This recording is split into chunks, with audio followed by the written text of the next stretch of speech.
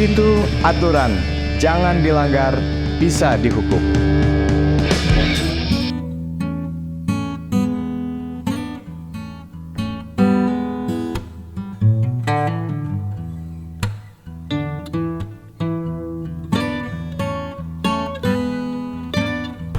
Assalamualaikum warahmatullahi wabarakatuh. Tabipun, sahabat Mitra TV Lampung, kita berjumpa lagi di Zona Hukum, dialog yang membahas tentang permasalahan hukum, sosial, politik yang sedang aktual. Kali ini kita akan berbincang mengenai media sosial tidak identik dengan pers. Mengapa tidak identik? Ini yang akan kita bincangkan bersama dengan dua narasumber yang telah hadir di Warta Kopi, satu komplek dengan gedung PWI Provinsi Lampung. Saya perkenalkan kepada sahabat Mitra TV. Pertama dari Polda Lampung, Ibtu Okta Devi SHMH, Perwira Unit 2 Subdit 5 Siber, Polda Lampung. Selamat datang, Bung Okta. Terima kasih, Bang. Sehat? Alhamdulillah sehat. Di samping Bung Okta, Wakil Sekretaris PWI Provinsi Lampung, Bung Aryadi Ahmad, Sarjana Pendidikan. Selamat datang di Zona Hukum. Terima kasih, Bang. Sehat juga kabarnya, Bung Aryadi? Alhamdulillah. Ya, pemirsa, kita akan berbincang-bincang santai mengenai apa itu medsos, apa itu pers, dan hal lain. Tapi sebelum itu kita nikmati dulu secangkir kopi dari Warta Kopi. Bismillah. Spesial. Baik, pertama ke Bung Okta ya. Bung Okta, sejak 2008 kemudian ada perubahan di 2016, kita sudah ada Undang-Undang Informasi dan Transaksi Elektronik yang menyangkut dunia online ya, media sosial. Itu mengatur hal apa aja? Ya, mengikuti perkembangan zaman. Memang undang-undang terkait ITE ini yang dulu 8, sekarang 16, yaitu memang banyak perubahan-perubahan, dan informasinya juga ada beberapa lagi yang sudah masuk prolegnas untuk persiapan revisi mungkin, Bang. Berarti akan revisi lagi? Ya, jadi memang aspirasi dari masyarakat, akademisi, termasuk kawan-kawan pers itu memang jadi bahan pertimbangan untuk membuat regulasi agar lebih baik.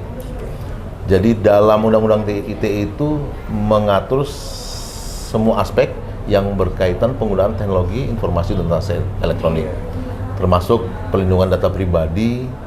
Pastinya juga ada ketentuan-ketentuan yang pidana dalam Undang-Undang ITE, dan termasuk penyelesaian sengketa dalam ITE-nya. Oh, ada gitu. Ada juga Jadi, udah secara global sudah tercover ya. Gitu ya. Cuma mungkin tadi kata Bung Okta ngikuti perkembangan zaman, kemungkinan ada revisi lagi. Iya. Oke. Nah, ada yang menarik nih di perkembangan soal kan kita sudah sering lah lihat laporin karena soal masalah WA dicaci maki, dihina atau apa. Tapi kan terakhir itu kalau tidak salah ada SKB ya tahun 2021 antara Menko Info, Kapolri, Jaksa Agung berkaitan dengan salah satu tindak pidana dalam ITE kalau nggak salah. Bisa dijelaskan itu? Jadi benar, pada tahun 2021 itu di bawah pimpinan Menko Polhukam telah ditandatangani surat keputusan bersama antara Menteri Komunikasi Informasi, Jaksa Agung dan Kapolri terkait pedoman implementasi pelaksanaan teknis penerapan pasal-pasal tertentu dalam Undang-Undang ITE. Pasal-pasal tertentu, tidak semua pasal. Itu mulai dari pasal 27 ayat 1 tentang apa itu? Konten. Jadi kalau pada intinya ada kegiatan tanpa hak dan sengaja dan tanpa hak mentransmisikan dan atau mendistribusikan dan atau membuat dapat diaksesnya informasi elektronik maupun dokumen elektronik yang muatannya, yang ayat satunya diduga mengandung unsur kesusilaan. Oke, terus yang kedua itu tentang perjudian. Judi online? Perjudian aja, nggak spesifik nyebut online. Oh iya. Meskipun yang biasanya yang lebih dominan karena informasi transaksi elektronik pasti yang berkaitan dengan online. Tapi kalaupun ada konten-konten yang menampilkan berkaitan judi lah pada dalam pengertian umum masuk dalam ketentuan pasal itu. Kemudian ada pencemaran nama baik, Pencemaran nama baik. Pencemaran nama baik. Ini dijelaskan detail nih, Bung. lebih seru kayaknya Bang ya, pencemaran nama baik ya. Iya. Pencemaran nama baik ini memang jadi pasal yang sering sekali kami hadapi. Jadi banyak sekali masyarakat yang datang membuat laporan pengaduan di Polda Lampung terkait pencemaran nama baik. Kalau mungkin lebih dari ya 50% lah perkara yang masuk itu rata-rata pencemaran nama baik dan asusila itu terkait yang mentransmisikan, mendistribusikan yang kontennya bermuatan asusila. Kalau pencemaran nama baik ini karena kita fokusnya hanya pada mentransmisikan, mendistribusikan kaitannya dengan online, jadi hal-hal yang ditransmisikan secara online saja yang masuk kita. Kalau dia konvensional masih merunut ke 310 dan 311 dalam KUHP. Oh gitu. Pencemaran lisan dan tulisan yang menuduhkan sesuatu yang tidak benar, itu. Jadi ada aturan-aturan khusus yang ditekankan dalam implementasi terkait pencemaran nama baik, bahwa yang dikategorikan dalam pasal itu adalah bukan menyangkut perasaan, tapi pada tuduhannya. Pada tuduhannya. Jadi pencemaran baik juga berkaitan dengan apa? Tidak tergolong dengan pencemaran baik kalau itu merupakan suatu penilaian, hasil evaluasi. Mungkin penilaian, mungkin orang lihat oh si A gendut, mungkin yang bersangkutan bisa oh saya nggak gendut, yang gendut tuh seperti itu. Tapi jadi itu bukan pencemaran. Bukan pencemaran. Banyak sekali aturan-aturan yang harus kita pahami tentang apa sih yang disebut pencemaran dalam Undang-Undang ITE. Tapi itu, intinya itu tetap ada aturan khusus di SKB tadi itu ya. Iya. Saya pernah baca sepintas itu statement dari Menko Polhukam katanya. Cukup minta maaf selesai, itu gimana maksudnya ya? Kalau ini memang apa salah saya? Jadi gini, penegakan hukum saat ini kalau dari tujuan hukum kan sudah sering kita dengar tuh asas manfaat itu kadang yang disampingkan. Jadi kami pun di penerapan Undang-Undang ITE mengedepankan kalau kami istilahnya restoratif justice. Oh, jadi sejauh itu ada kesepakatan bersama bisa dipulihkan pada kondisi semula, kita lebih mengedepankan untuk penyelesaian secara restoratif. RJ itu. Restoratif itu kalau gimana tuh? Korban sama pelapor atau terlapor damai? Iya, ada kesepakatan lah. Ada kesepakatan gitu. Jadi itu terjadi ketika kedua belah pihak sepakat untuk berdamai. Gitu. Jadi itu kita kedepankan dulu. Apalagi pencemaran baik kadang cuma gara-gara saling sindir di status. Di grup WA, iya, Facebook gitu. ya. Iya. Terkait grup, saya perlu jelaskan juga bahwa ini grup WA nih, ya, atau grup Facebook juga? Grup media sosial lah. Jadi kalau informasi transaksi elektronik baik pencemaran baik atau yang lainnya itu dimasuk dalam satu grup yang ada moderasinya, yang tidak setiap orang bisa dengan serta-merta masuk ke grup, harus diundang dulu, itu tidak masuk ranah Undang-Undang ITE dimaksud. Sumpamanya dalam grup pertemanan, sekolah ini biasa kan kadang apalagi menjelang tahun politik mungkin nanti ada pro dan kontra, dukung mendukung. Itu tidak tergolong dalam ketentuan ini gitu. Jadi harus yang terbuka. Jadi ada salah satu syarat dalam perkara ITE ini agar diketahui halayak ramai, dipersamakan dengan publik.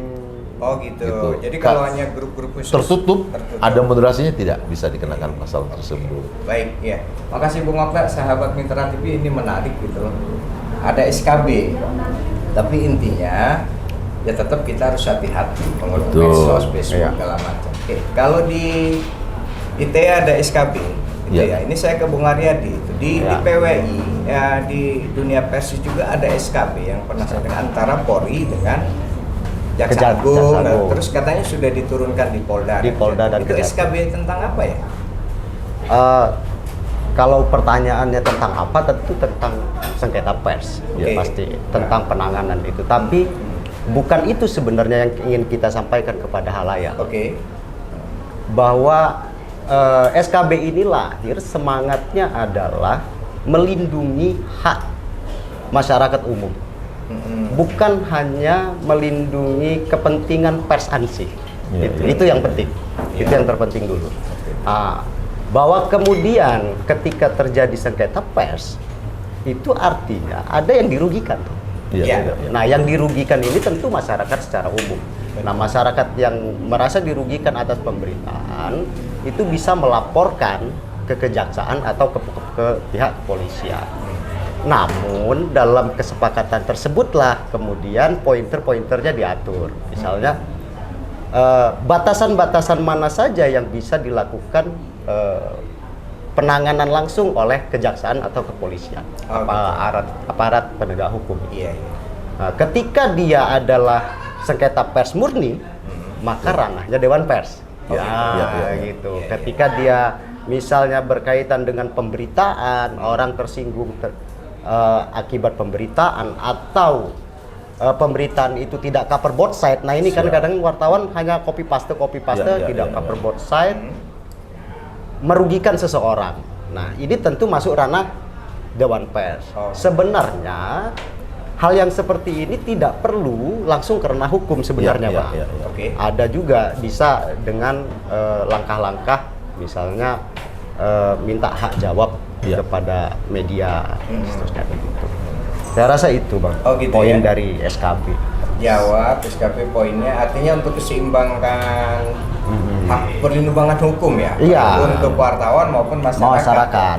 Saya tambahkan sedikit, Bang. Ini karena beberapa kejadian juga ada yang sampai ke kita. Ada. Memang terkait dengan yang dibahas ini, terkait dengan karya jurnalistik, kita ada acuannya. Kita dalam SKB juga ada. Apabila itu terkait dengan karya jurnalistik, maka kita mempedomani undang-undang pers sebagai lex spesialis. SKB yang tadi Bung ada itu. Ada juga, mengatur juga. Kemudian ada turunan juga bahwa ada kesepakatan MOU juga antara Kapolri dan Dewan Pers.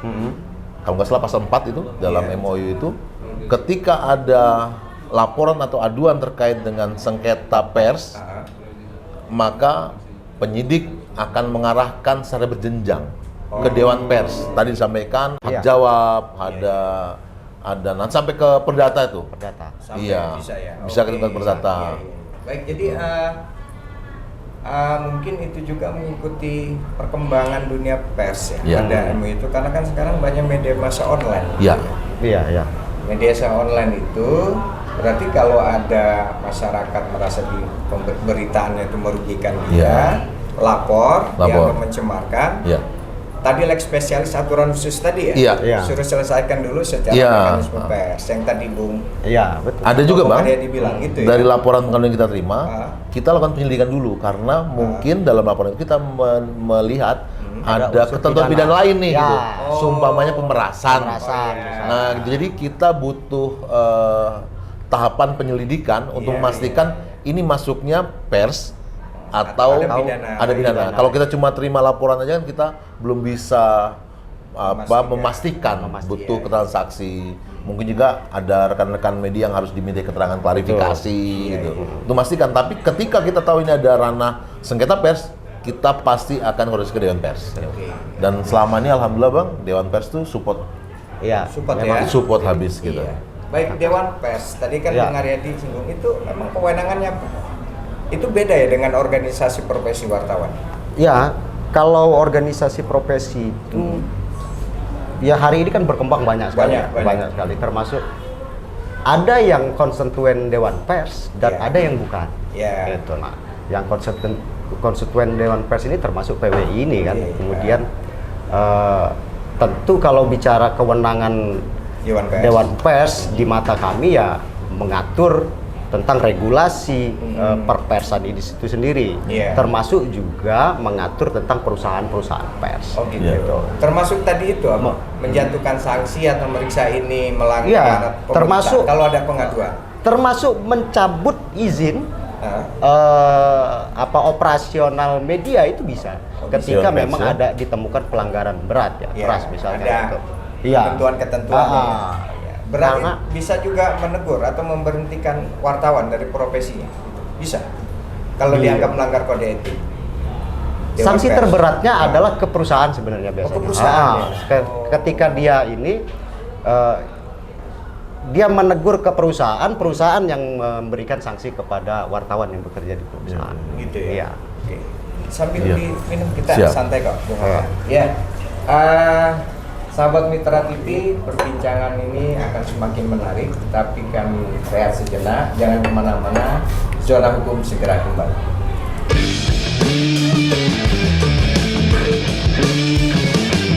Hukum itu aturan, jangan dilanggar, bisa dihukum.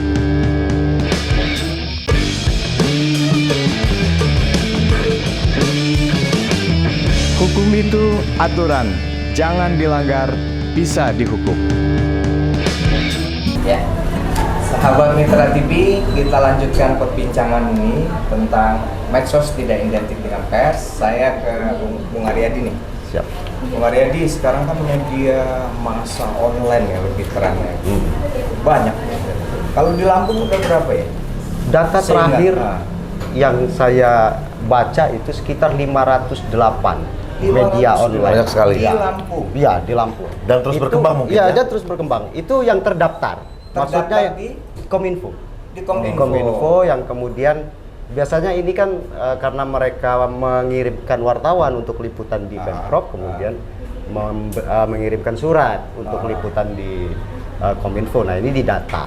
Ada yang juga tidak terdata misalnya. Iya, gitu. Jadi Ini 500 terus berkembang, ya? 508. Iya. Masih terus berkembang. Masih terus berkembang. berkembang sampai terakhir pikiran. Dan tentunya beda media massa dengan media sosial, dengan Betul. WA, Facebook, IG gitu kan. Nah, ini membedakannya apa tuh? Meski sama-sama online nanti produknya kan? Iya. Ya. Tentu yang pertama kalau dia media massa, Iya. produknya tentu pemberita. Iya. Gitu. Kalau dia media sosial, dia hanya sebatas informasi. Informasi. Itu yang Betul. yang mencolok. Yang kedua, tentu kalau dia media massa, dia dikelola oleh wartawan. Ya. Oke. Dia ada strukturnya, ada wartawan, ada redaktur, ada Berbadan tim hukum lah media. mungkin. Berbadan hukum. Kemudian kalau dia media sosial, dia perorangan. Ya, ya. Nah, ada lagi yang ketiga, ya berbadan hukum tadi. Iya, iya. Kalau dia media sosial, tentu tidak berbadan hukum, Iya. tidak bisa dipertanggungjawabkan. Ya, ya, ya. Gitu. Oh. Jadi kalau media massa online ya, kita Ya. bicara online nih kaitan dengan online, tetap harus ada izin-izin ya.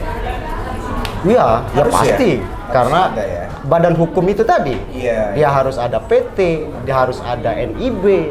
Kalau sekarang NIB itu pakai istilah apa? Daftar online itu di ini. Oh jadi Ya. nggak bisa ya sembarang, karena dulu kan sempat dapat, bukan misal kita bertiga sepakat mau buat yuk kita Bikin media misalnya. media sosial, Ah. media online, Online. gitu, main tunjuk perniagaan terus buat terbit, nggak bisa. ya? Nggak bisa. Nggak bisa. Itu Nggak bisa, nanti kalau mengklaim sebagai media massa, begitu ada pemberitaan, pemberitaan, lapor nanti maka kenanya dia- medsos ya. Ya. ITE. Iya, dia tidak bukan produk pers. Oh, Ya. meski Kalau seolah iya. misal saya memberitakan Ketika dia Jelly bukan Post misalnya. ketika dia bukan produk pers, maka dia tidak bisa dimasuk dalam ranah sengketa pers. Ya. Gitu.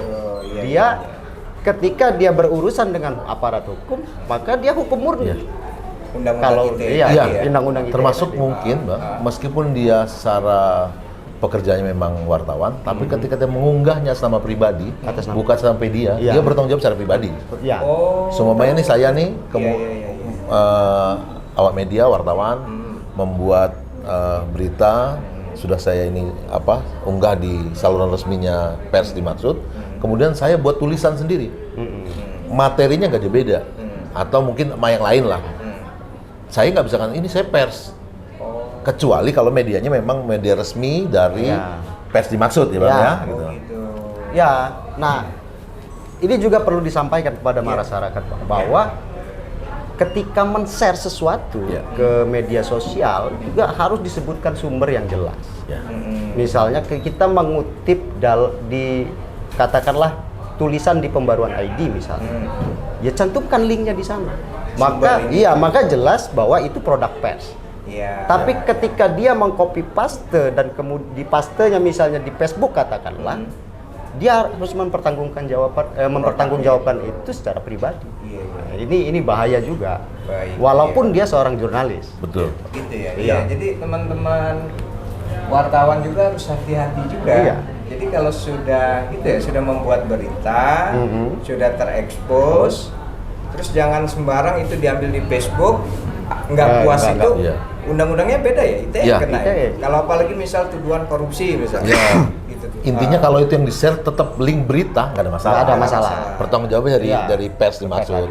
Tapi kalau saya buat tulisan terkait berita, nah itu saya unggah di media sosial pribadi, pertanggungjawaban pribadi, Bang. Oh gitu. Gitu. Ya. Tapi ada kan beberapa media yang memang semuanya punya Facebook, pers ini, terus Instagram ini resmi. Iya.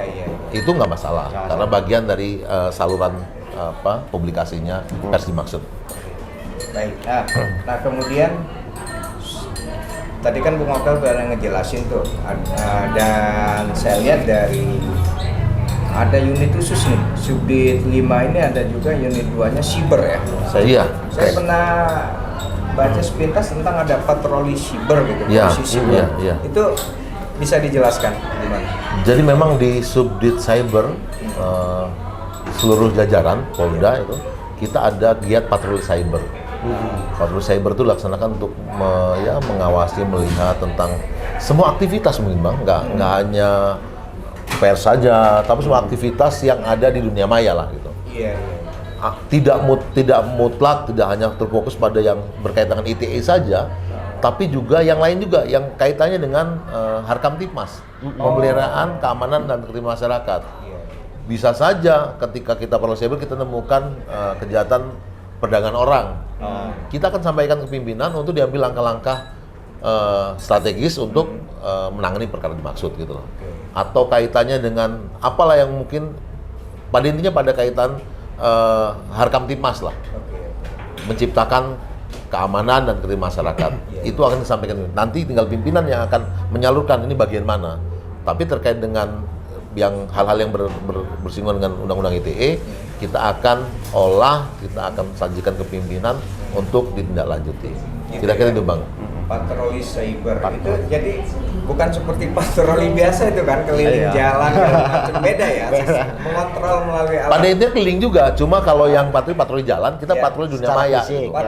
Masuk ke medsos, masuk ke YouTube, masuk ke mana gitu. Baik yang skala daerah atau skala nasional gitu. Semua kita gitu ya patroli. Itu kalau terkait ITE nasional, Polda sudah ada nggak jadwal khusus atau agenda khusus menyosialisasikan gitu loh, kerjasama dengan misal ini loh yang boleh di-share di medsos, ini jangan, kira-kira gitu. Iya, untuk edukasi mungkin kepada masyarakat, kita terus berupaya untuk memaksimalkan. Kita ada Cyber TV di Bareskrim, ada juga kita punya medsos Siber Polda Lampung, dan biasanya kita update tuh pola-pola kejahatan apa yang terkait cyber yang sedang marak di kita nih. Mungkin ketika ada APK, orang ini gimana ini? Kalau masyarakat mungkin rajin buka medsosnya Siber Lampung, mungkin ada tuh, mungkin dalam bentuk meme atau memang resmi dari pihak-pihak tertentu yang menyatakan, oh ini hoax, oh ini begini, itu ada Bang. Gitu ya. Gitu. Kita juga melaksanakan juga Bang, ada penyuluhan cyber ke wilayah-wilayah juga, meskipun memang tidak terlalu sering lah, karena kita juga banyak waktu dihabiskan untuk upaya penegakan hukum. Kita juga ada Jumat Curhat Bang. Jumat Curhat itu rata-rata setiap kita buka momen Jumat Curhat tuh ada saja tuh yang konsul masalah cyber gitu. Tapi nggak cyber aja, di Krimsus, karena itu per direktorat ya. Krimsus ada Tipikor, Tipiter, Indaksi, dan Cyber. Rata-rata yang paling heavy-nya di Heavy-nya cyber. di nih. cyber, Iya. ya. Apalagi ketika audiensnya anak-anak milenial nih bang. Iya. Wah itu Soal banyak cyber, sekali ya. gitu. Iya iya. Awalnya Saya barang diginiin, baru ya kan. gitu Saya kan. ini kan baru Iya, beberapa iya, tahun. Saya iya, digini, iya. gitu kan, Iya. tersinggung. Iya, Gitu kan. iya, Iya, iya. Oke. Nah, masih patroli siber terkait ini, apakah itu juga tadi mengontrol pemberitaan media massa online? Ya pada intinya Keseluruhan keseluruhan dunia bang, maya ya? dunia maya bang, termasuk isu-isu kan kadang kita juga banyak dapat dari kawan-kawan media nih informasi apa itu juga jadi bahan. Oke, bahan. jadi patroli siber ini sifatnya gimana? Lebih pada pencegahan atau gimana? Preventif, represif? Ya kalau pencegahan mungkin kita nanti dengan yang apa tadi itu sosialisasi pencegahan. Tapi kalau ya. para cyber ini kita hanya mengaktifkan giat untuk patroli, melihat ada tidaknya kalau potensi kejahatan cyber dan yang lainnya bang. Bang secara umum sebenarnya, nggak hanya terkait dengan undang-undang ITE aja, tapi berkaitan dengan Harkamtibmas lah secara umum. Pemetaan Iya. lah bang ya. Ya. Oke. Nah, tapi seandainya dari patroli cyber itu temuan wah ini ada pemberitaan yang nggak berimbang gitu. Misal, ini kira-kira disalurkan ke PW atau Dewan Pers nggak? Kalau Atau diinfokan ke media massanya? iya ya gini, jadi kan ini mungkin kalau yang nggak berimbang itu terkait dengan pencemaran baik ya bang, penghinaan atau pencemaran baik ya bang, itu termasuk delik aduan bang. Jadi harus ada pihak langsung yang buat laporkan gitu. Tapi mungkin kalau kita sering komunikasi kawan-kawan berapa itu kadang kan sambil guyon sambil begini loh gitu, saling kasih masukan deh bang, Ya, gitu. saling Mengingatkan masukan. Iya. Tapi kalau untuk penegak hukumnya karena bersifat delik aduan, harus ada pihak yang dirugikan, langsung yang membuat laporan kita. Gitu ya. Itu kalau pihak yang merasa dirugikan. Bisa lapor nanti dilihat. Ya, Tadi kita itu pelajari dulu bang, kita Laporkan pelajari dulu. halus ke pers, segala Ya, macam. apakah ini murni sengketa pers? Iya. Atau Kalau ada murni pidana sengketa pers, lain. kita pastikan kita akan langsung koordinasi ke Dewan Pers. Bahkan kadang setelah laporan kita udah ngomong bang, Sudah ya. Iya. Pak, ini begini nih, ini aturannya ini. Kita tunjukkan tuh, bila perlu kalau mungkin kopian kita, buka deh di Google, SKB, poin sekian, coba dibaca, Bapak baca. Nah itu maksudnya begini Pak, begini gitu. Kita jelaskan. Oke. Nah seandainya tadi, nah menyambung penjelasan Bu Okla nih, terus penyidik itu sudah memastikan ini murni pers, kemudian masyarakat ingin lapor ke mekanisme pers. Itu kan di Dewan Pers, itu langsung ke Dewan Pers atau dia bisa ada perwakilan di daerahnya, harus kemana atau langsung? Biasanya kita dipanggil yang bersangkutan. Oh gitu. Yang bersengketa di sidang di Dewan Pers juga menghadirkan pelapor biasanya. Di sana diminta menjelaskan kronologi, ya sama dengan proses penyidikan di kepolisian. Oh gitu ya. Hanya saja dia lebih kepada penegakan kode etik jurnalistiknya. Juga kalau yang terbaru ada PPRA itu bang. Apa itu Ya, PPRA? pedoman pemberitaan ramah anak. Nah ini juga sangat riskan ini karena kalau dia sudah ke PPRA ini sengketa pers sudah tidak berlaku lagi, dia masuk ke ranah undang-undang perlindungan anak. Ya. Oh, gitu Iya, ya? makanya bahaya sekali teman-teman jurnalis tidak memahami tentang PPRA ini. Ada yang terbaru. Ada Itu yang Dewan terbaru. Pers yang Itu mengeluarkan. ya produk Dewan Pers yang sebenarnya bukan produk Dewan Pers yang dihasilkan dari musyawarah dengan para pelaku pers itu sendiri. Iya. Nah, dalam penyelesaian sengketa tentu biasanya langkah-langkah yang dilakukan adalah penyelesaian tentang apa yang disengketakan. Gitu. Kalau dia soal tidak cover both side, maka media yang bersangkutan diminta untuk memberikan porsi yang sama untuk memberikan ruang hak jawab misalnya. Gitu ya. Ya.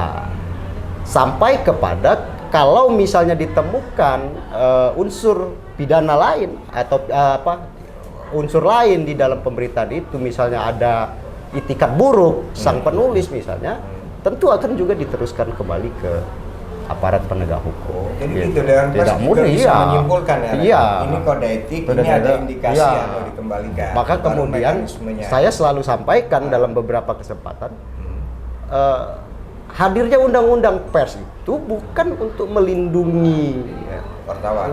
wartawan sih, tetapi juga melindungi konstituennya wartawan. Gitu. Jadi masyarakat jangan resah. Justru kita ini bukan mau selamat sendiri. Jadi masyarakat secara umum yang justru terlindungi dengan adanya undang-undang. Gitu ya. Iya. Oke, baik. Nah, ke Bung Okta nih ya. Tadi kan udah nyinggung restoratif justice nih. Iya. Soal RJ. Iya. Itu kan bukan hanya berlaku di persoalan pidana cyber ya, Iya. secara umum ya. Secara umum, Mungkin betul. sahabat Mitra TV perlu mengetahuinya. Bung Okta bisa jelaskan? Ya, tadi kalau pola pikir dasarnya memang pada tujuan hukum. Oke. Ya, bukan hanya efek jerah, keadilan, tapi yang paling di kedepan seharusnya adalah asas manfaat. Iya. Kalau kata orang dulu Bang, buat apa menang jadi arang, Menang jadi arang, kalah kalah jadi jadi abu. Cuma memuaskan keinginan. Iya. Sementara kalau itu dimajukan, ada orang yang harus terlantar, tidak mendapatkan kasih sayang dari orang tuanya karena harus jalur proses hukum. Gitu. Dan pada intinya kalau memang sudah bisa dipulihkan pada keadaan semula dan itu sepakat, dan itu bagian dari penyelesaian perkara kalau di kami gitu loh. Gitu. Tapi memang ada proses, kadang di kami itu nggak cukup sekali Bang kita pertemukan. Mungkin pertama ketemu juga masih dengan luapan emosi gitu kan. Dengan ego masing-masing. Ya. Dan kadang-kadang ada lucu nih, masih hubungan keluarga. Gitu.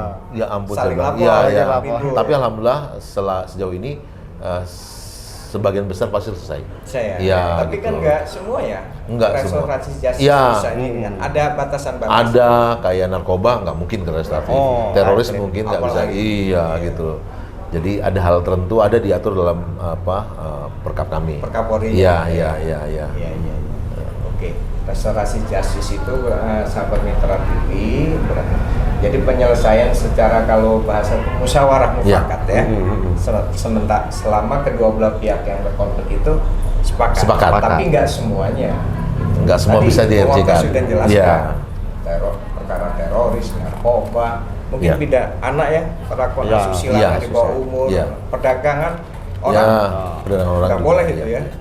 Intinya ada kriteria yang diatur khusus dalam perkap kami, dan bisa dibaca juga itu. Oke. Iya. Baik, ya. Baik, sahabat Mitra TV, ini semakin menarik kita untuk meneruskan perbincangan ini, tapi kami izin minum kopi sejenak. Jangan kemana-mana, Zona Hukum segera kembali.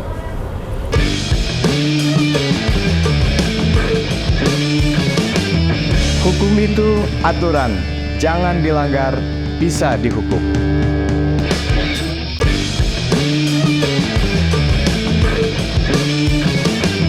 Hukum itu aturan, jangan dilanggar, bisa dihukum.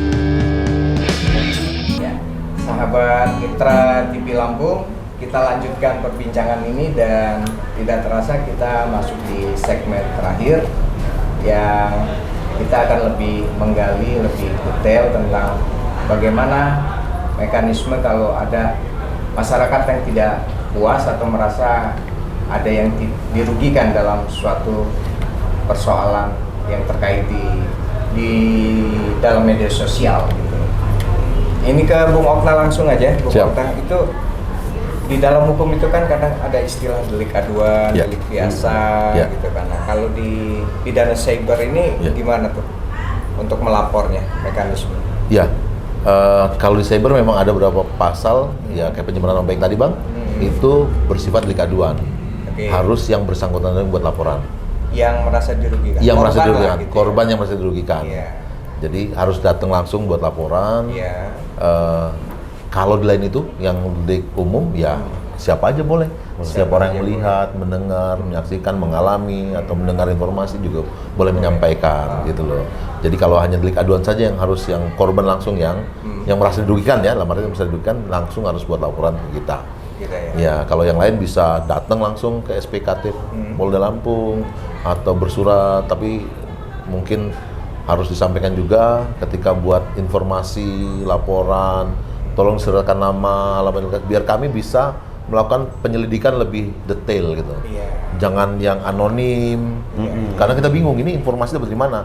Mungkin laporannya ada yang kurang detail, kita mau nanyakan lebih detail ke siapa gitu. Ya, ya. Atau apalagi mohon maaf jangan jangan lakukan gitu. Iya, surat kaleng. Surat kaleng ya. Oh, jadi artinya selain korban, kalau delik aduan ya, masyarakat umum pun itu bisa mengadukan, misal ada, wah ini ada pencemaran, ada yang dirugikan nih pemberitaan, kan? Bisa ya masyarakat? Enggak, harus yang dirugikan yang laporan itu kan delik aduan. Oh, itu delik aduan. Tapi kalau ada misal yang sifatnya bukan delik aduan, ya. oh, misal apa tuh? Misal ya apa perjudian online, kesusilaan itu bisa. Iya langsung bisa. Malah kami berterima kasih tuh kalau ada yang menginformasikan ke kita gitu loh. Karena kan kemarin sempat ya Iya. diungkap ada prostitusi online ya. Iya. Perjudian online. Iya, itu juga. Itu siapapun yang tahu itu bisa segera Iya, ya ngasih iya. info. Tapi tadi itu ya, Iya. jangan anonim ya, jangan Iya. tidak ada nama gitu Iya. ya. Mungkin perlu saya tambahkan Iya. terkait dengan proses penyelidikan di ITE ini memang agak sedikit panjang, Iya. ada nggak semudah seperti, mohon maaf, Iya. seperti kejahatan konvensional mungkin Bang ya. Iya, iya. Kita harus pembuktian. Kadang kan juga pelakunya itu dikendalikan dari luar negeri. Oh gitu. Ya, dari luar negeri Bang. Jadi memang nggak segampang mungkin anggapan-anggapan orang yang ini ya. Kita harus ekstra kerjasama. Cuma kemenangan di kita bahwa ini borderless, tanpa batas lah intinya. Jadi mau di mana saja ketika kita bisa mengakses, melihat itu termasuk ketentuan dalam salah satu ketentuan ITE kita bisa sampaikan. Gitu Bang. Nah terus ini bicara soal alat bukti ya kalau lapor. Ya. Itu kalau alat bukti kejahatan siber itu apa ya? Salah satu alat bukti digital, alat bukti digital ya. Kalau Jadi di misalnya handphone, katakanlah saya gitu, Oke. korban, saya dicemarkan nama baik Ya. nih oleh Bung Aryadi misalnya Ya, bilang ya, ya, ABCD, ya. saya lapor, saya harus bawa alat bukti apa itu? Screen. Ya. Screenshot atau gimana? Bisa screenshot, Print tangkap out, layar ya. tuh, di print bisa. Nah terus ada orang yang melihatnya, karena unsur agar itu halayak ramai atau publik itu harus ada yang lihat gitu. Melihat yang di share Aryadi tadi. Iya, iya, Oh, iya, gitu ya? iya gitu. Oh, Ada yang beda-beda. Ada unsurnya harus diketahui halayak ramai. Ada yang cukup mentransmisikan, mendistribusikan saja itu sudah kena. sudah kena. Ya, juga ya? mungkin ngirim keasusilaan ke Iya. person juga cukup, nggak Bisa harus ya? dilihat orang banyak. Tapi ada yang agar diketahui halayak ramai. Iya, iya. Yang 310, 311 itu yang pencemaran baik, yang di KUHP itu kan ada klausulnya itu bahwa agar diketahui halayak ramai atau publik lah gitu. Oh, iya. Gitu. Keasusilaan ini nih yang terutama karena kan tanpa sadar gitu Ya, ya, ya. Misal ada gitu di share di grup ya foto-foto yang seronok gitu. Ya, ya, ya. Padahal itu nggak berhak. Misalnya saya Iya, iya. nge-share itu ke Aryadi Iya. sesuatu yang foto melanggar asusila. Ya, ya, ya. Aryadi nggak terima bisa melaporkan saya. Ya, kita pelajari ya Bang, nggak dilihat bisa gitu, kita kira-kira pelajari dulu, gitu. nggak bisa cuma langsung justifikasi. Oh bisa laporan gitu. Oh, Nah, kita tapi pelajari dulu, dia- tapi nggak apa-apa, datang saja. Oh, gitu. Biasanya sebelum buat Konsultasi. laporan kita koordinasi dulu, gimana ceritanya ini. Iya. Iya. Oh kita, kadang-kadang kawan SPK juga ngarahkan, yuk kalau urusan siber ke subdit siber dulu, kita ngobrol nanti. Oke nih, atau ini begini, lengkapi ini gitu. Gitu. Jadi kalau masalah susilaan itu patokannya pada undang-undang pornografi Bang, Oh. atau yang berlaku di masyarakat nih. Iya, iya.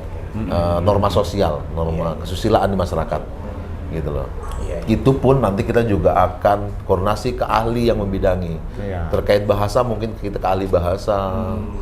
Itu undang-undang ITE pasti ke ahli ITE nih. Oh, jadi penyidik siber ini nggak bisa tidak menyimpulkan sendiri ya, Iya, minta benar, pendapat Bang. ahli-ahli Benar, terkait Bang, itu iya. ya.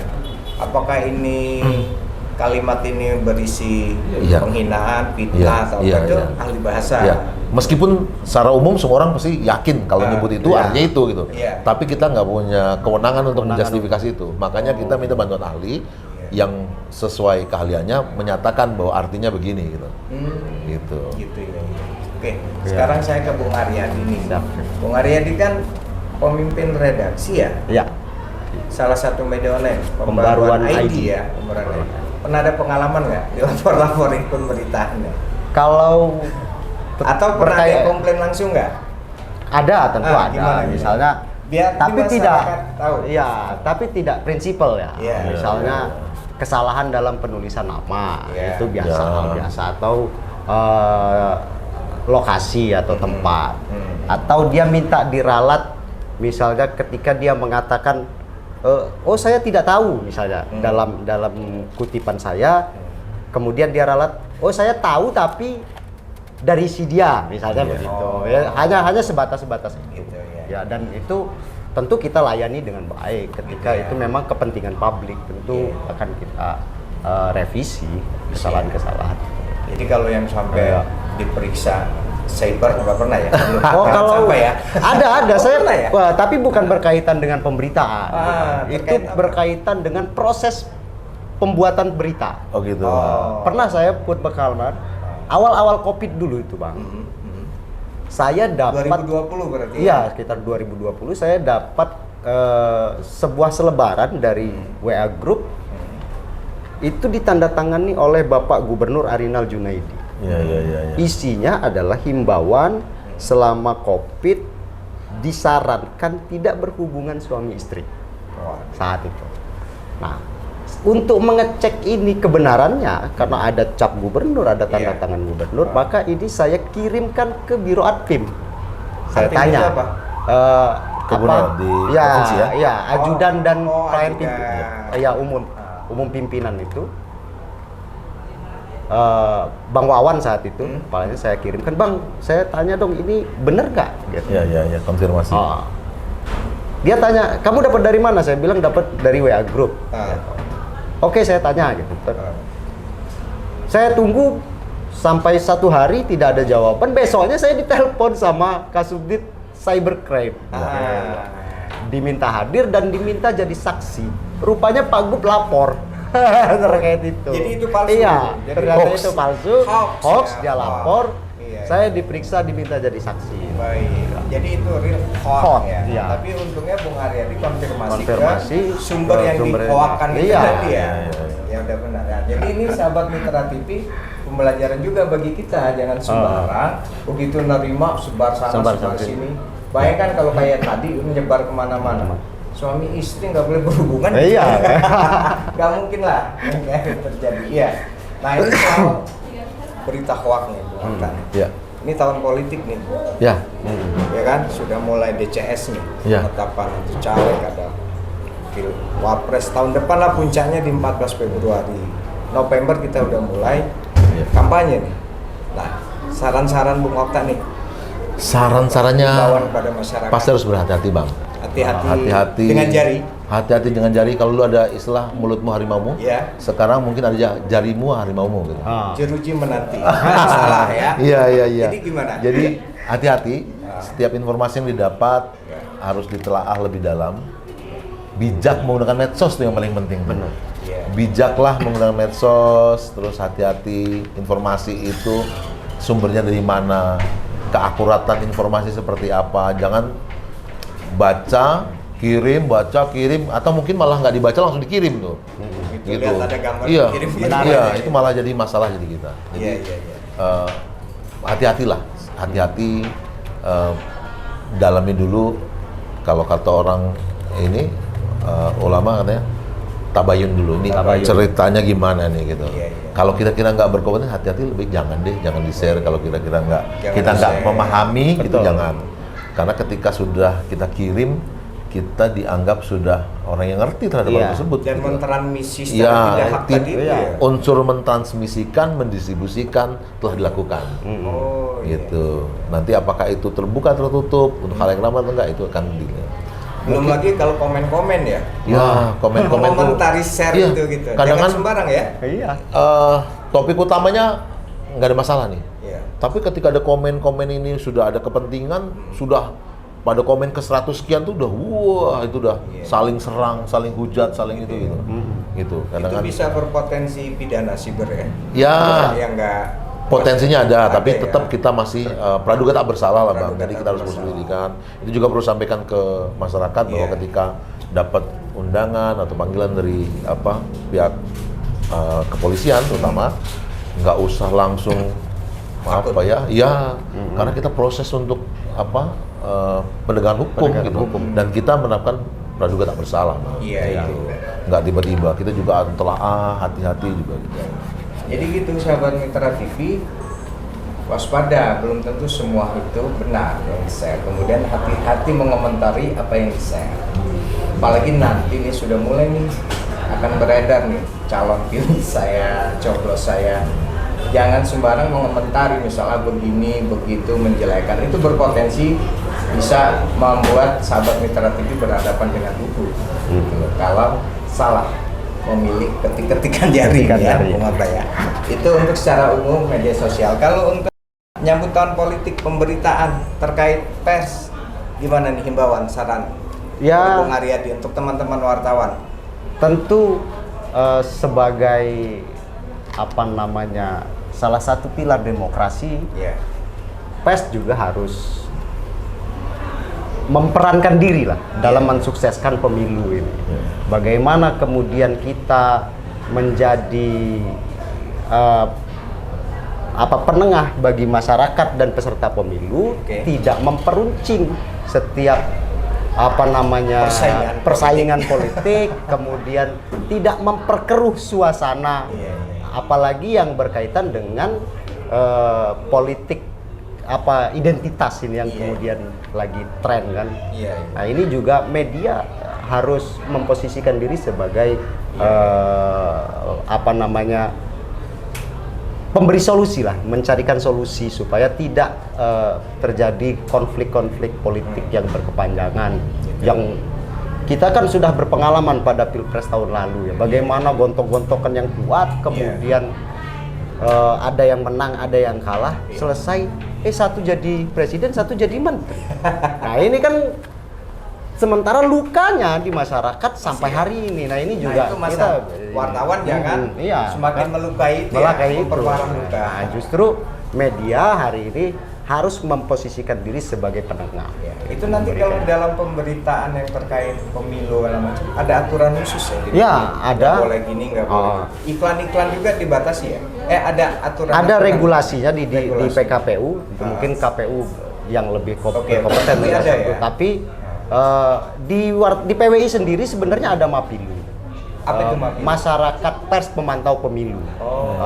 Biasanya menjelang pemilu 2024 nanti kita akan di training atau diberi workshop tentang kepemiluan.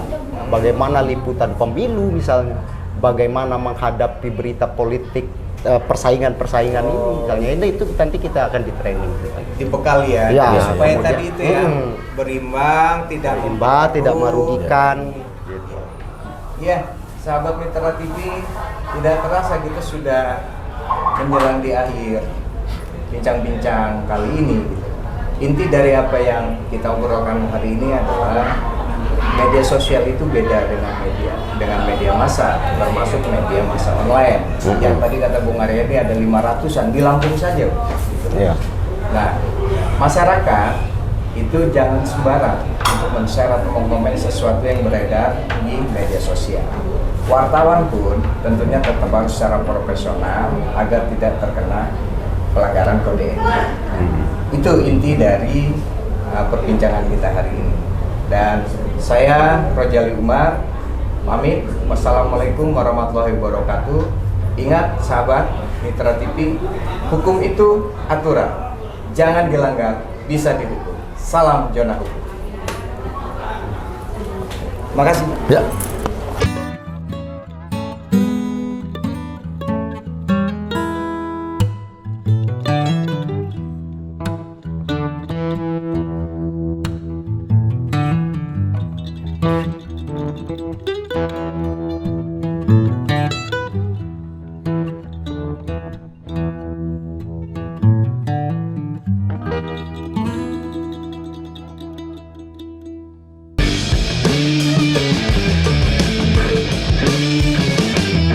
Hukum itu aturan, jangan dilanggar, bisa dihukum.